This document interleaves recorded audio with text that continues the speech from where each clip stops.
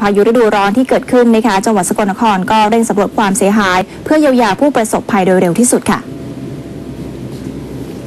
นายจรินทร์จักรภาคผู้ว่าราชการจังหวัดสกลนครเปิดเผยว่า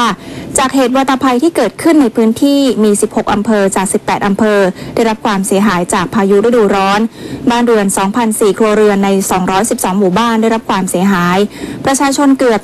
4,900 คนเดือดร้อนสวนยางพังเสียหายกว่า 1,000 ไร่ประเมินมูลค่าความเสียหายเบื้องต้นประมาณ30ล้านบาทเบื้องต้นให้สำนักงานป้องกันและบรรเทาสาธารณภัยจังหวัดสกลนครลงพื้นที่แจกถุงยางชีพเพื่อให้ความช่วยเหลือเฉพาะหน้า